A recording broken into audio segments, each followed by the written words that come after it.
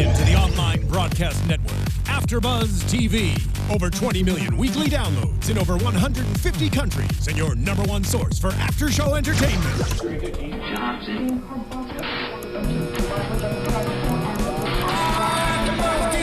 AFTERBUZZ TV, the destination for TV superfans, producing after-shows for over 300 of your favorite TV shows, interviewing celebrities and showrunners, and bringing you behind-the-scenes exclusives. All thanks to E! Entertainment's Maria Menounos, producer Kevin Undergaro, and internet leader Akamai. Now, let the buzz begin! That's it. Turn it up. Turn it up. Turn it up. Nice.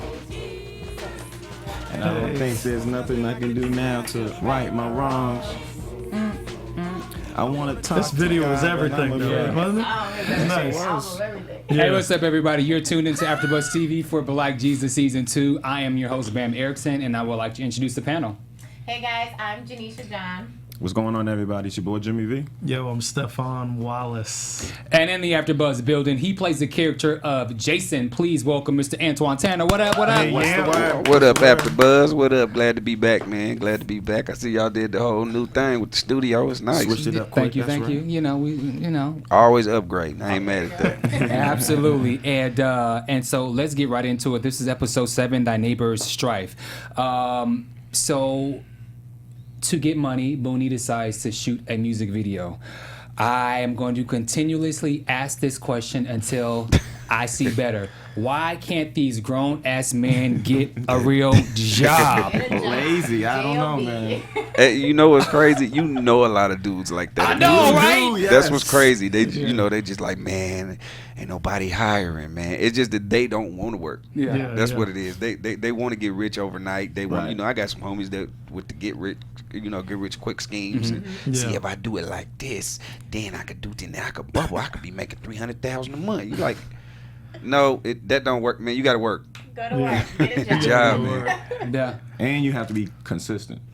Yeah, and they're not consistent. They're not. It's like every week they have a new harebrained scheme. Right. Well, at least they're consistent with that. Yeah.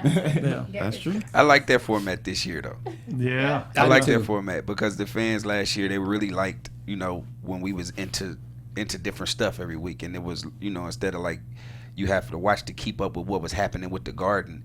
If you missed the episode, then you would miss something. You know what I'm saying? But with this one, it's kind of like, it's a way for us to gain fans, actually, because they could just drop into one episode and go, oh, wait, hold on, what's this? Let me go back and watch. You know what I'm saying? They could go back and catch up and figure out, like, what's happening instead of it being so, wait, I may have missed this little thing. Who is he? You know what I'm saying? So, I like it this way. Plus, it's funner. It's a lot of fun. I can tell. Oh, my God. Is anyone shocked that Trayvon decided to go against Jesus and be a part of this scheme? Absolutely.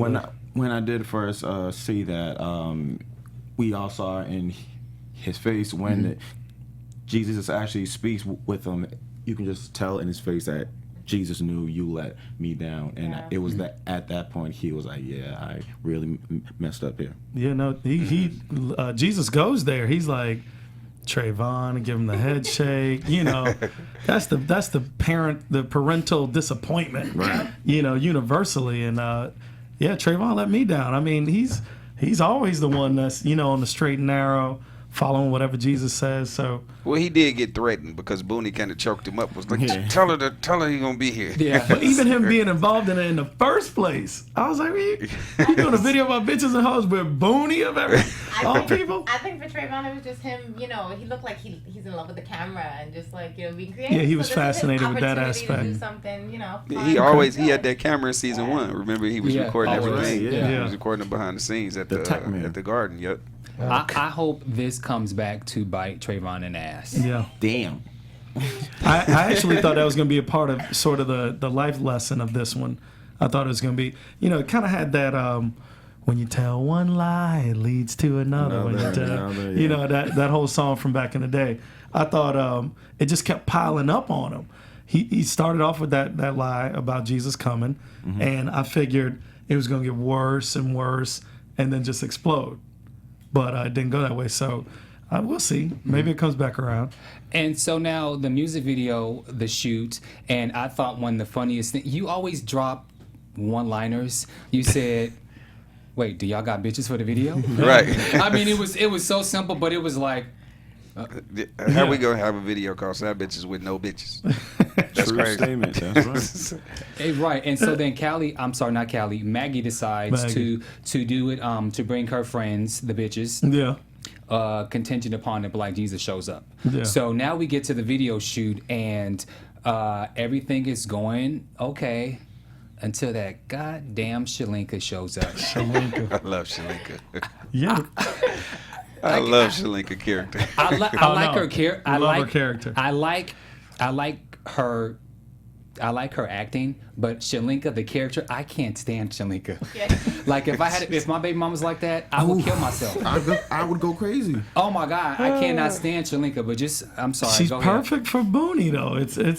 It's everything you would expect as an offshoot of who Booney is. You know, he's got to have that type of girl.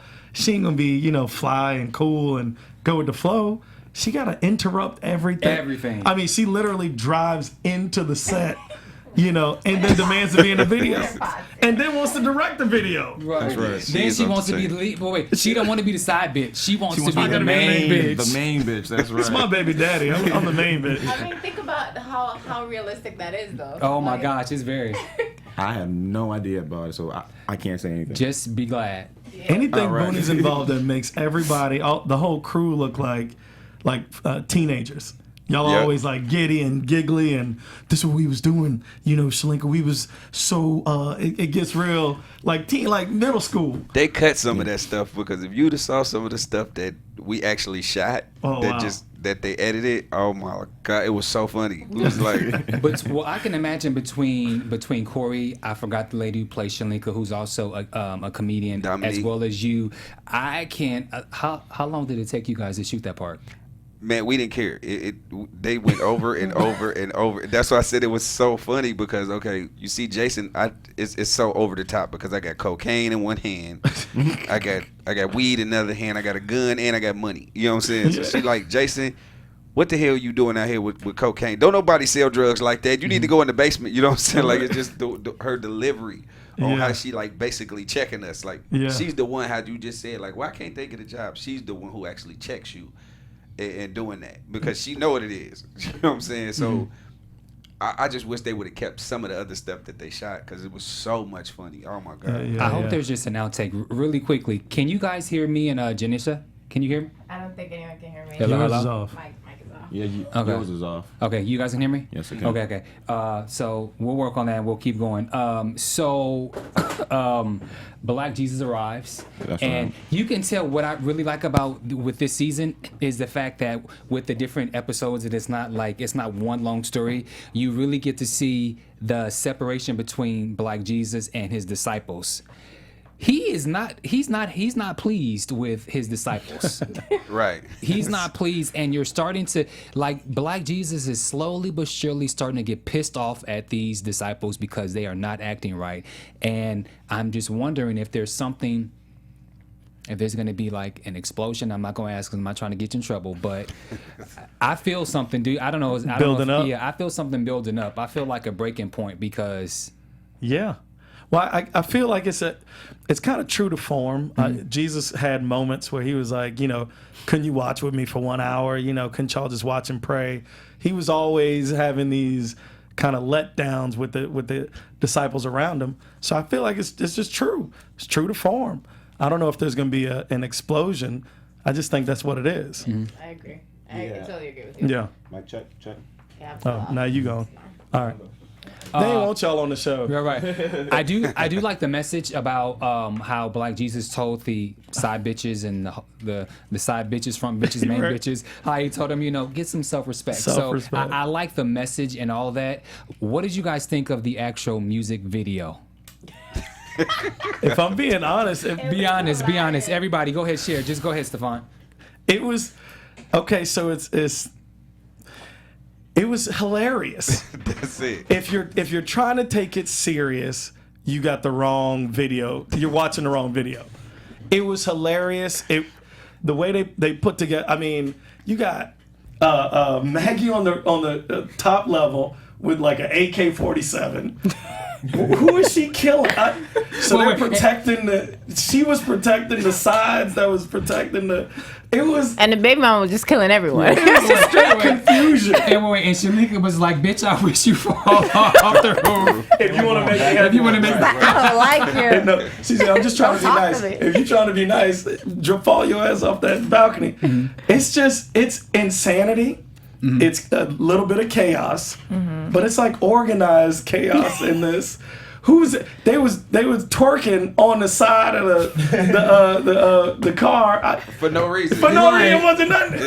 The video is pointless. Right. It means nothing. Nothing matches. It's just a parody of everything that in every video. They just combine every video and put it together. It's like a mash. Their drugs. Yeah. It's just like gangsters and everything. Guns. With no plot. None at all. Sounds like all music videos, right. Yeah. And did you peep how Booney had the sweatsuit and the chain like he was in LL Cool J's On Bad video? No, I didn't. Yes. I gotta go back to it. I gotta see it again. I was rushing through it. I mean, I thought he was gonna jump off Mrs. Tootie porch and be like, "Oh, bad bitches."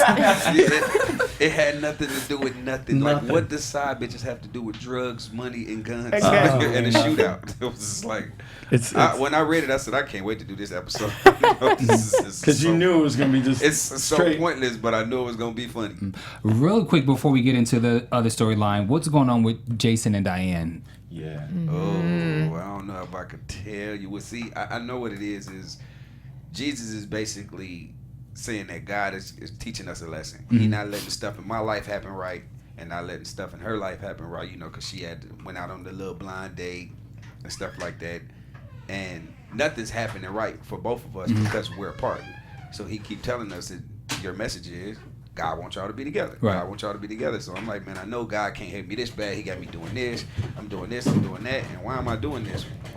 Right. He cannot hate me this bad. He's like, well, I should just go back with Diane. Well, see, that's what he wants you to do. And I'm like, but I'm so nervous. I'm scared of Diane. I'm the passive boyfriend who always hear her. She's just so passionate about her work that she's like, everybody getting locked up and everybody that she's talking about is like my crew. And she got a gun too. Yeah. So then will you go on blind dates or are you just waiting? Will we see you blind dates or no, we won't see that. Mm-mm. Okay, so we'll just see Jason just hanging out with Jesus trying to find his way. Okay. That's it. He hanging out. So, but in the, I guess the dynamic with you and Diane, is she kind of like the alpha and you just need her to lead you maybe back into it? Okay. I think so. She's the, she's the one, how you say, she knows she got a good brother who's a loyal dude. Yeah. But he just can't get his stuff together. Yeah. And she like, you know what? I could push you to have, all she you got to do. She gonna clean me up. That's basically what she gonna do.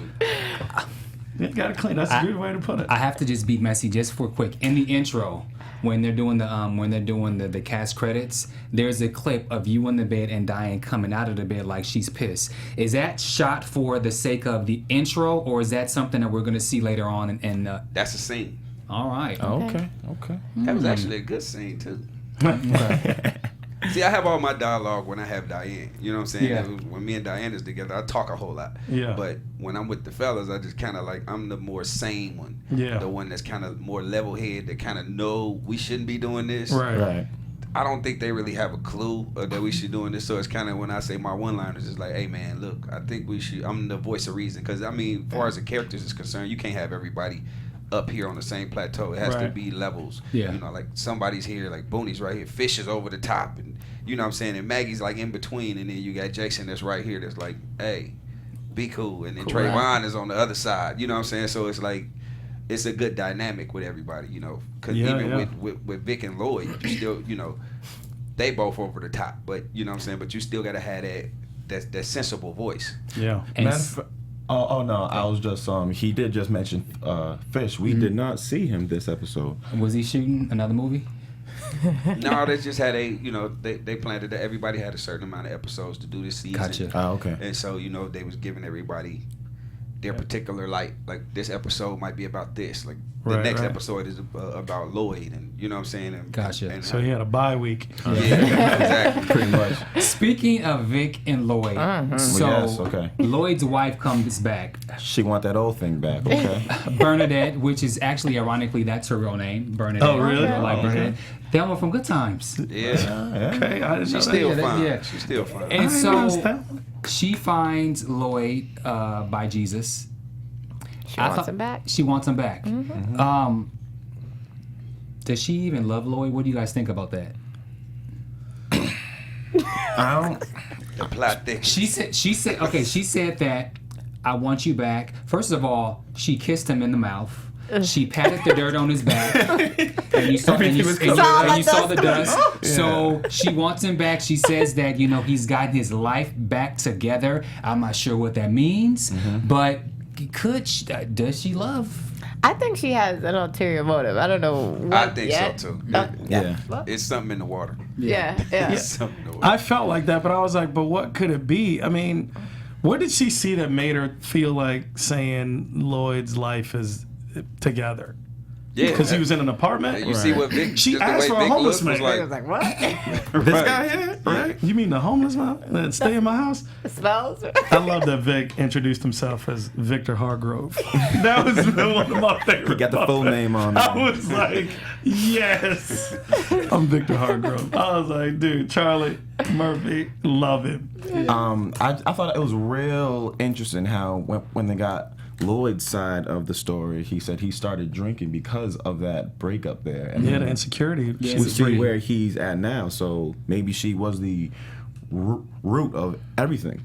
I mean, Vic smashed pretty quickly. Yeah, I mean, It was, that was like a hole in one. it was like, was it a day? Today? Was it the next day? Yeah, next day. Like the next day.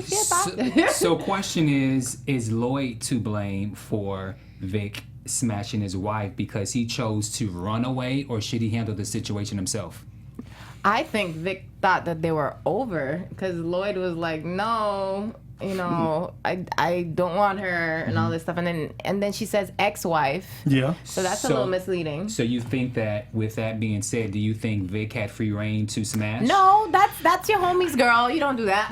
You don't do that, You don't but do he that. kind of gave him the guy code pass. step out. Remember when he Wait, was what on, is that, first of all? He gave him the guy code pass when he was walking down the steps, and he was like, "No, just Tell him get rid of her. Yeah. Do what you got to do to get rid of He her." didn't mean to smash, though. He went right back up there, smashed, and then all of a sudden, how did Vic act? He started acting different when she came in. Like, you still here? Oh, I'm just trying to grab these papers. I got to roll. And she was like, huh? It worked. It got her up out of there. So he felt guilty because he felt like he violated God code, but in actuality, he got a pass. Did it work, or I was under the impression that when Vic said we're going to confront, we're gonna tell Lloyd what happened, she basically bounced because I get it now. Never mind. Okay. Yeah. Yeah, no, I want you back, Lloyd. I couldn't believe she was saying all that. I want you back, Lloyd. It was weird. It was like she was talking out of two sides. I mean, it was the I want Lloyd back. Why won't he come back to me? Vic was, kind of saying he can't recognize a good woman or something like that. He was trying He was to spitting run game. his little game. Mm-hmm. And she was, I don't know, she was going with it. So she was like playing both sides for a little bit. Yeah, she got an She's, ulterior motive. she's supposed to get smashed. I believe she has ulterior motives because she drove off in a BMW. She looked like she had Prada glasses on, so she has money. Yeah. Vic used to have money, or there's something. I'm gonna play in my head a little bit and figure it out, but I'm gonna have a prediction before the end of this episode Okay. that something is brewing and that she's definitely coming back because she says I'll be back. Yeah. Nah, but she ran out on Vic though. She coming So- back. She coming back? Okay. then. Okay, never mind. She coming back for some more. Because I'm like, where can the motive be with Vic? It can't be with Lloyd. Lloyd has nothing True. to offer. And that is Vic true. Could be putting it down very nicely. She might want that again, but she. Just put it this way. There's definitely a twist. Okay. Okay. You'll Okay. see. All right. Okay, last question. Do you think Vic should tell Lloyd the truth of what he really did? I think he needs to. Cause you know what, y'all about to mess with my prediction. But go ahead. I feel like there's always there's a moment, right? There's a moment when you can tell the truth, and if you let that moment pass, I don't think you can anymore. Because if you do, then you're gonna hurt him. Right. You should have said it right when Lloyd was like, "Listen, cool, we got rid of her. Lloyd, I gotta talk to you." What did I tell you earlier? What happens in the dark comes to light, right? So it's gonna come out eventually. I feel like for anybody, it's better to hear it from the person than to hear it, to find out some other way. Yeah, So I he agree needs with to that. tell him. I agree with that. I agree with that. I think that Should have said it right away. I think if Vic wants to get rid of Lloyd, I think he should tell him. But does Vic want to get rid of Lloyd? I don't think that was Vic loves Lloyd now. Lloyd said, "I'm gonna make macaroni and cheese when we go back upstairs." 2 minutes. 2 minutes. And Vic was with it. I don't tight think that's now, enough to so. get rid of Vic. I mean, to get rid of Lloyd, though. He might be upset for a little bit, but now he's like, okay, you owe me now. You smashed my wife.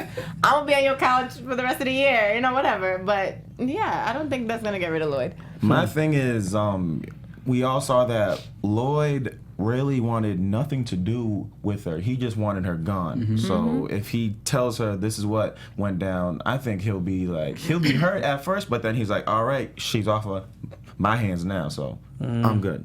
Yeah. Okay, There's more to it. We already know. There's more to it. Right. But speaking of the character Bernadette, she played Thelma on Good Times. And what I thought was interesting was there's an episode on Good Times where Ned the Wino is basically Lloyd. And so what happens is the wife comes and gets him, cleans him up, and brings him back home. So I thought that was a good spin on the comparison of Black Jesus, this episode, this storyline, with Ned the Wino, and now Thelma, to 30, 40 years later, doing the same episode, getting her Wino ex-husband like she did when she was a teenager in the time. So I'm still looking good doing it, I too. thought that was cool. Black don't crack. And then the last thing. So, what do you guys think about Vic and Reverend Cleveland? So, I thought that was probably one of the funniest scenes Oh because my God, I love Reverend Cleveland. yes, I love Reverend Cleveland too Hilarious. because So terrible, though. what was it? It was pay your Pay your sins. sins. Pay for your sins. And I wrote it down. He said, How much? 500 for what?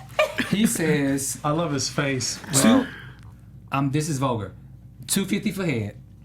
500 for Can't even say it. vaginal, and then you throw in an extra $250 if you go end up up the ass.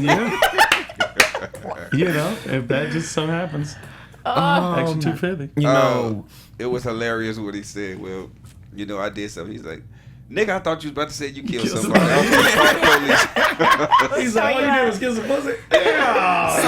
He was like, so from what? He like, man, I'm knocking down all my congregation. He is hilarious. That new character is hilarious. Yes. I love Yeah. Reverend Cleveland. When I read it, I was like, wow. Yeah. Can't wait to this season. Yeah, I also liked the whole church scene. Although there was some things I didn't like, but the church scene in Heist, I thought it was hilarious between the disciples, Black Jesus. Oh, yeah. What was that like? I just really quickly, was that like an all-day process? Yeah, we filmed that all day. Mm-hmm. But you know what? He's so good. Keith David is so good that he wanted to do that character, and when he came in, he just bit it. You know what I'm saying? Yeah. And he had everybody's full attention, like he was literally that preacher. Yeah. And everybody, I mean, they even cut stuff from that was so fun. Like that was so funny. Like it was the scene where he came down. He was like, look at that wig you got on. He was talking about, and after he said, you need to go find the meth addict you got it from. And Charlie Murphy was like, lace front, nigga. Like it was like they went in. Like it was so terrible. It was like, but it was so funny. Yeah, I was like, can imagine. oh my God, we gonna get so much flack from this episode, but it's hilarious. Mm-hmm. It is. There are preachers that's like that. Yeah. You know what I'm saying? Oh, So, yeah. I mean, we was laughing on set because everybody was like, that's crazy. We even had some extras that was, that I'm a Christian woman. I don't know why I'm here. And it was like, but you came back day after day. So leave, but you know Right, but- that SAG money good. Yeah, you still back. You know what I'm saying? But they were just like, oh, this is just over the top. This is just crazy. We like, it's satire, ladies and gentlemen. It's satire. But they're just, they're basically just explaining some of the characters that you know in real life. I mean, you read every day about some of these mega churches and these preachers got jets and this and that, you know what I'm saying? And I know some of them. It's like, hey, but they don't. It's not with those words. Yeah. But it's the same thing. It's just PG-13. That's all it is. I got a quick question. What would you say overall is one of your favorite scenes that you've shot for this season? Well, that episode, the church scene was really fun, and it's one coming up. Which one is that? It was on the tip of my tongue. It's one coming up where we all do something. Oh, it's when at Lloyd's at his wedding reception. Oh. Hey. That's hilarious. Yeah. Okay. That scene is hilarious. Man, okay. Spoiler alert. That's hilarious. Thank you for that one. So I guess he cleans up. I want to just discuss you really quickly. I knew about Black Jesus for some time, but then I didn't know you were actually in Black Jesus until I saw the trailer.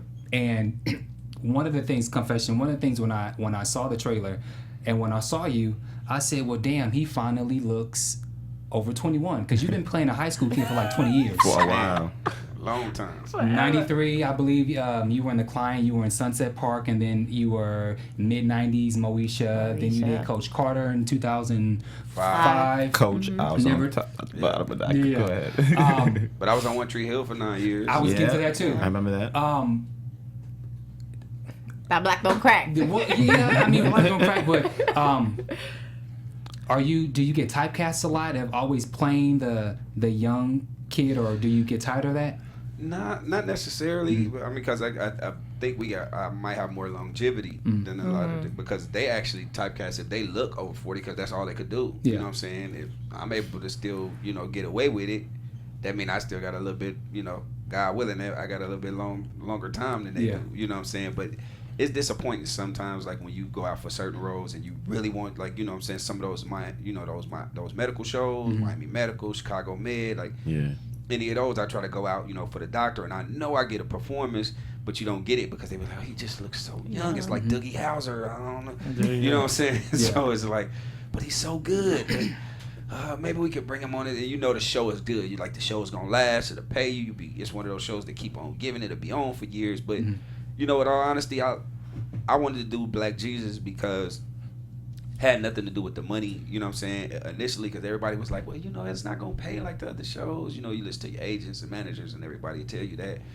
But when I've been in the business for a long time, and the thing is, when you read certain projects, the projects. You're able to tell whether this is just gonna be a check, or whether this is going to be longevity, whether you're jumping into something that's going to be around for a long time. And a show like Black Jesus will have what you call a cult following, just like One Tree Hill had. No matter what time slot they put you on, change the day, put you later. Normally when networks do that, they're trying to get you canceled. You know what I'm saying? Because they want to see if, you can do it. But we got bumped from Thursday to Friday, and our fan base is still there. You know what I'm saying? But One Tree Hill was going from Tuesday to Wednesday to Thursday to Friday to Saturday, and maybe sometimes Sunday, and then they with no promotion. We ain't really have no promotion or nothing, but that fan base is still strong. So we have one of those shows that a lot of people will watch for a long time.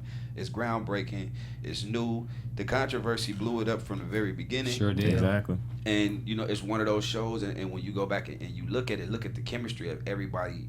You can tell everybody's happy. Everybody wants to go to work. Everybody likes to go to work because everybody likes each other, and it's a fun set to go to. It's not just a job where you want to go to and then you just like, oh, I'm at work. What time we getting out of? What time we gonna be done? It's like we're happy to see each other when we get to work. We go early a lot of times. I'm on set before my call time half the time. Just wake me up. I'm in my trailer sleep and we go in and watch each other's scenes because we want to see what Lloyd did. We not in that, but I gotta go see that. Cliff on the show this week. I'm gonna go see that. I gotta watch their scene. And it's not like that on a lot of sets. You like, That's they such a doing their blessing. thing. I'm in the trailer, bro. I'm off. I'm here to work and I'm here to go home. But this particular show is one of those shows. It's just a fun show to be on. That's amazing. Yeah. I agree. Yeah. No, well Such a said. blessing. That's well said. No.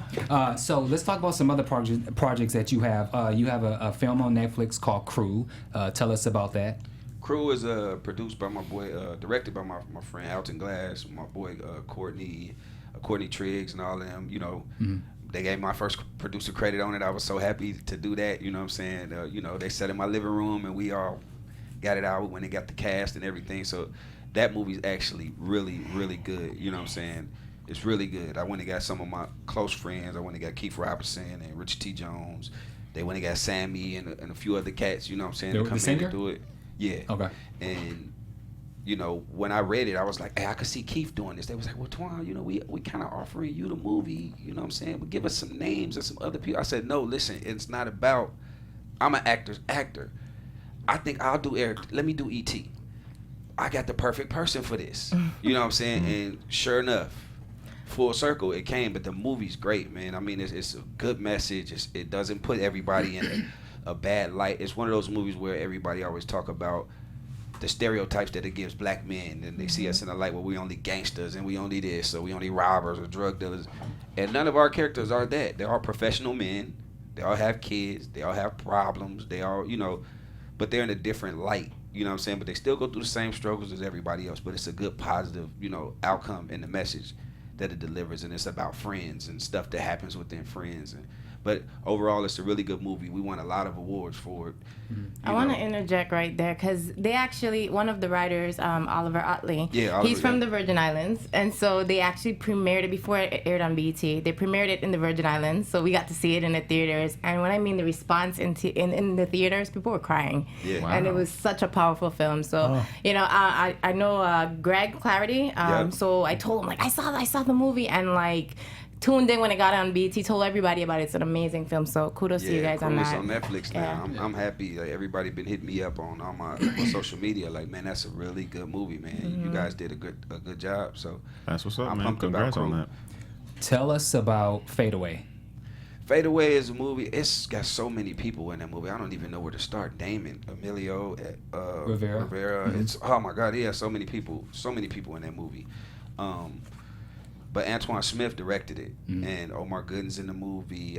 It's just too many people to name that's in that movie. But that's a really, really good movie. It's about a basketball player that's in college, and how his life changes from where he gets an injury, and he has to take care of his mom. So he has this: do he, rehab this knee and come back, but life problems are hitting him, or do he hit the street and one of his friends a big peer pressure?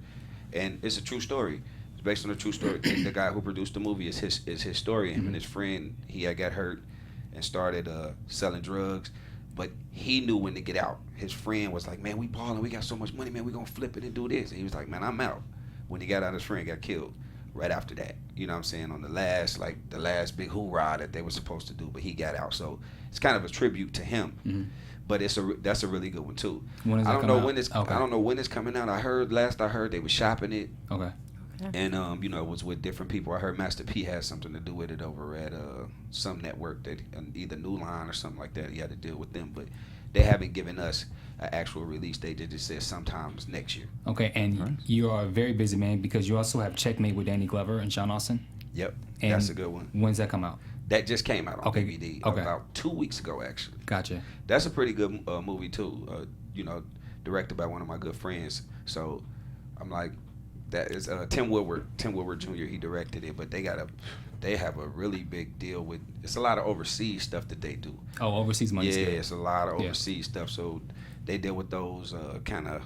I wouldn't say superheroes, but those action dudes. That do those where they beating up people. You know what I'm saying? Like martial arts. They like to do. They deal with a lot of those people. I think Steven Seagal and Kevin Bacon or something. It's like their company. Okay. You know what I'm saying? But they put a lot of stuff out. But they just kind of hit me up.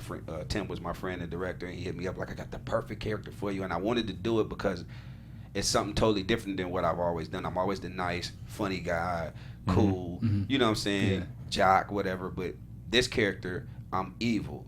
I'm a bank robber. I'm the dude that they're negotiating with to try to talk us to come out the bank when we rob the bank. I'm trying to kill the pregnant girl. I'm cutting people back open and throwing them out, the hostages. Like, I'm crazy in this one. So that was fun for me to do. Yeah. Okay. 2 other questions. You mentioned you got your first producing credit. Will you be producing more? Yes. I'm trying to produce a movie right now called Unleashed. We're still looking for a little bit more funding for it. You know, we got it in a couple of people's hands right now, but they checks keep bouncing. So, you know, it's the whole shop it around, shop it around, The search shop it continues. around. You know what I'm saying? But we got a lot of good people attached to the project. So, yeah, I'm trying to get that one done. And there's a show that I wrote myself for an hour drama. It's called Epidemic. It's about an HIV clinic. You know what I'm saying? Nice. So it's kind of like a Grey's Anatomy meets Crash. You know what I'm saying? Like something like that. I'm trying to do something a little bit different. You know what I'm saying? But I noticed one thing, that whenever anybody does a show or episode about HIV and AIDS, it's the highest rated for that season. So I said, well, why not just do a whole series about it? Smart. You know what I'm saying? And so what I did was I went to Atlanta, and I worked in Aid Atlanta, which was the the clinic out there, just as a pro bono, just to try to research it. They didn't even know I was an actor. I just went, worked 30 days there, just got. They didn't know who you were? They didn't even know who I was. Wow. So it was cool. The lady was so mean to me and everything. so that was cool. I just went in, just kind of did some research. Then I finally told him who I was, and then the guy showed me around. Okay, this is this, and this. So it gave me a bunch of research about it. After a whole lot of research I was doing, because I wasn't a writer. It's just that I kept trying to get people to write it for me, and they kept saying, "Oh man, I'm so busy. I got this, I got this, I got that." And then I said, "You know what? Let me just try and do it myself." And once I started flowing, and it just kind of like everything just started happening. You introduce yourself to different characters, and you see them, and you know what I'm saying, and you know the dialogue between them and everything. But I think it'll be a good power. I wrote like 6 episodes on it so far, so I'm just in the process of still pitching it. Okay. Final question before we go into predictions. So you've been in the game for damn near almost 20 years, yet we've never seen you on TMZ. We've never seen you in tabloids. Is that trouble teen, or how have you managed to stay out the spotlight? Actually, I was on TMZ in 2010. I went to prison in 2010, and I had a big federal case that was all on CNN, and it was. Well, I knew that one, but I was trying not to go there, but for majority of your career, you've done a great job at just really truly being an actor and not being out, in the spotlight, as far as the clubs and. My life is different. When I was younger, I think when I first started at like 18, but like from 18 to 21, I was kind of burnt out. Mm-hmm. You know what I'm saying? I was, Herb the entertainment specialist. That's my boy, live out here. He had us at a club every night at this. We had this red carpet, that red carpet. And I think I didn't drink, smoke, or nothing. I just was a basketball player. So by me being an athlete, that didn't really excite me. It was like everybody else was having fun because they was drinking and they was partying. And I was just kind of looking at everybody like, y'all stupid. Sober. Sober. I'm drinking cranberry juice. So I think after a while, I was just kind of burnt out from it. So it wasn't my life. That's not what I like to do. I like to go to comedy clubs or lounges, and I wasn't really a club head, so it kind of and then I know a lot of people always say, oh man, you needed to get out and network. We're networking, we're doing this, we're networking, we at this red carpet, we at Jamie Foxx house, we over here, and I just was like, if it's not gonna get me a job, you're losing money going to this stuff. I'm paying for parking. I gotta pay for gas. I live in the IE. I can't wear the same thing twice on the red carpet. People talking about my clothes. It's like, so to me, it was kind of more of a, I just kind of stayed away from everything, and I'm glad I did. But even still staying away from everything, when I caught my case in 2010, now don't get me wrong, I'm not a saint. I've done a whole lot of stuff back in the day that I didn't get caught for, and I'm blessed that I hadn't got caught for that. But this particular time, I didn't do nothing. So it was kind of like, and what it was when you start doing what we do, you have an X on your back. Now, if I would have got caught doing, whatever that was in California, it would have been no problem. But it was in New York. And in New York, the spotlight is different. You know what I'm saying? It's really totally different. So, like I said, just 2 people end up knowing each other, and they called me on a 3-way one time. They had their own thing going on. Then one person called me 6 months later asking for that person's number, and I was trying to be nice. I don't give out people numbers. Let me call him and give him yours.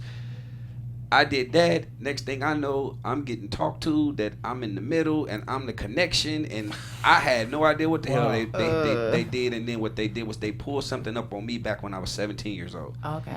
I had a fake ID in California, legitimate though, and I had a legit fake ID. Like when I was 16, 17, I started doing music. So I had an ID to say I was 21 to go to the club. But instead of it just being a fake one that somebody made, I actually had to go to the DMV, put your fingerprint on the thing, and they sent it in the mail in 2 weeks. Because I still look 10. You know what I'm saying? At 16. So nobody believed in me, but it was an actual ID because, they could put it under the blue light and stuff like that. So when we was touring, I was the youngest in the group, and that's the way that I could perform and get paid. Gotcha. You know what I'm saying? So when I did that, I hadn't seen that ID since I was 20. When I turned 21, I hadn't seen that ID or nothing. But when I caught that case, it was similar to what they were doing.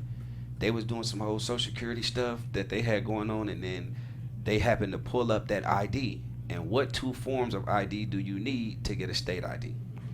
Social Security, birth certificate. I had no idea. But so in the federal system, it works a little bit different. They do what you call conspiracy. Conspiracy is if you have any type of knowledge of it, and if anybody in the jury could believe that you had some type of knowledge of it, you could be facing 5 years for nothing. Wow. So that's why they're trying to change that law right now. And I was just sitting back like the Lord, like, what the hell do I do? This is the first time I haven't done nothing. Man, I've done a whole lot of dirt. Lesson learned. Just give him the number next time. I didn't get called, but once you do what we do, you have an X on your back, and it's just the best to just try to just stay working and keep doing what you're doing, because like you said earlier, what come what you do in the dark gonna come out in the light. Exactly. And Warner Brothers and everybody knew once they went to my case and they found out he really didn't do nothing. Yeah. But sometimes you just get caught up, and that's why I work. The minute I got out of prison, I went right back to work. There you go. Because everybody knew what they knew the circumstances. You know what I'm saying? But my track record is really good. I don't have any problems with anybody I work with. I'm on time. I come do a good job. It's never mind with me. You know what I'm saying? Professional. You have to be professional in everything you do. Okay, and we know you have to go, so we're going to wrap this up. But let's go into predictions really quickly. AfterBuzz predictions. The prediction. Who's got one? Okay, so I think that Lloyd is going to find out about Vic and his ex-wife, whatever she is, but not from Vic. And I think they're gonna have a little blowout. I think it'll smooth over eventually, but I do think they're gonna have a huge blowout, and I think that might push Lloyd to kind of get back with his crazy wife, ex-wife, whatever she is. Okay, that's a good one. Anyone else? No prediction. No. He kind of alluded to something, so I'm just gonna be happy that we got some inside scoop, and I'm not gonna give a prediction. All right, but I do want to give a shout out to Adult Swim, the network who's responsible for this #1 show. They brought us just a cool box of gifts. You have a black Jesus bobblehead. We have some Adult Swim socks. Some toast. Don't eat it. Jesus toast. And t-shirt. So I got my t-shirt on. So thank you so much. Thank you so much, Adult Swim. We want to thank Mr. Antwon Tanner. Let everyone know where you can be found on social media. They can find me on Instagram at Antwon Tanner 2214. It's ANTWON, not ANTWA. You might find somebody else page. And my Twitter is at Antwon_Tanner. Okay. Yeah, and you can find me at I Am More Fire on everything. Jimmy V at Be Your Own Dad, Instagram and Twitter. And you can find me on all social media at Janiesha_MissVI. And you can find me on all social media at Bamm Ericsen. Also, for you James Bond fan, there's a new video game that I'm actually a character. I play Agent Khalid. So you guys can download it on Android and iPhones, and check out the James Bond video game, and you will see me. So we want to thank you guys again for tuning in to AfterBuzz TV for Black Jesus. We want to thank our special guest, my man, Mr. Antwon Tanner. Thank you guys so much, and we will see you guys next week. Yes.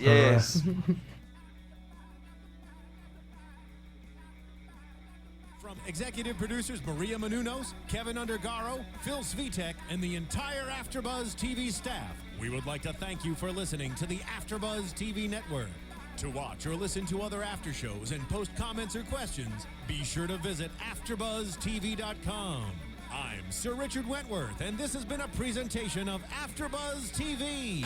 Buzz you later. The views expressed herein are those of the hosts only and do not necessarily reflect the views of AfterBuzz TV or its owners or principals.